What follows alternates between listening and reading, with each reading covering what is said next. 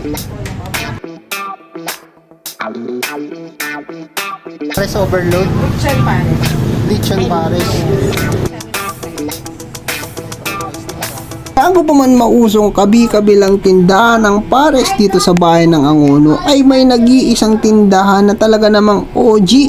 Sila yung unang nagtinda dito sa bayan ng Angono ng pares, mga tol.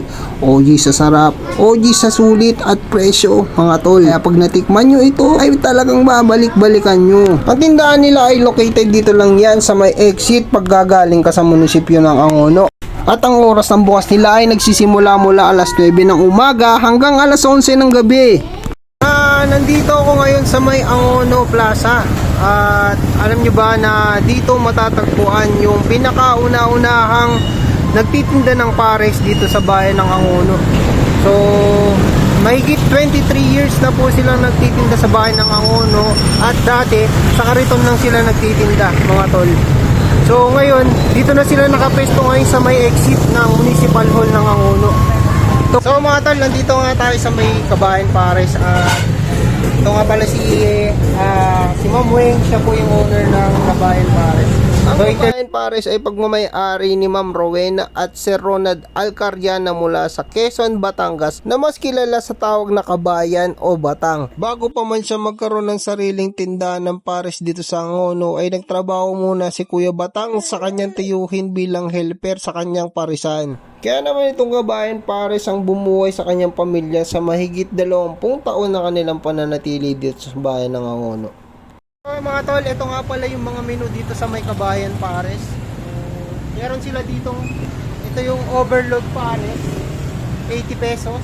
Pares na ordinary, 70 pesos. Mami and fried rice, 50 pesos. Balat, 50 pesos.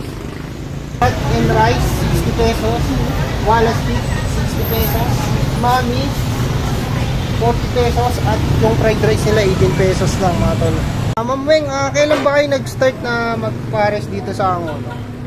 November 17, 2003. Ilang years na ngayon? Ilan na? 27, sabi kasi ni... Mga 23 din. 24. Mga 24 years na kayo sa Angono.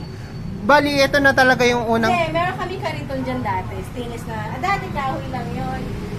Saan? Dito na rin sa may harap ng munisipyo? Matagal din yun siguro mga ilang years din. Mga 15 years kariton. Then, mga 10 years kariton. Tapos 5 years stainless na cart. Oo. Then, dito mag 3 years na kami sa post. Sa pwesto.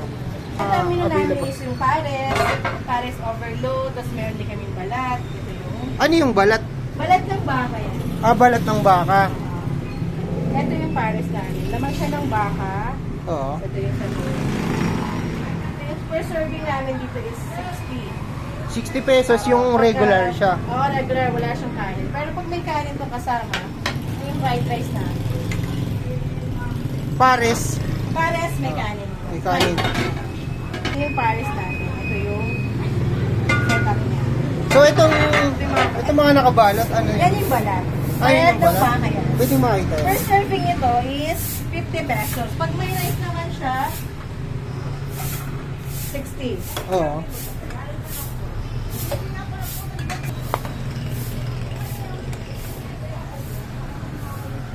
₱50 yan. Pag may rice, 10 ang i-add mo. Bali, 60. Balat rice, ito yung pinaka-setup namin. Balat rice, 60. Balat rice. Pagka naman pares, yung laman ng baka, 70 naman. Tapos meron din kami noodles. Yan yung mommy rice. Beef mami, ito yung mabenta dito kasi ito yung pangmasang presyo.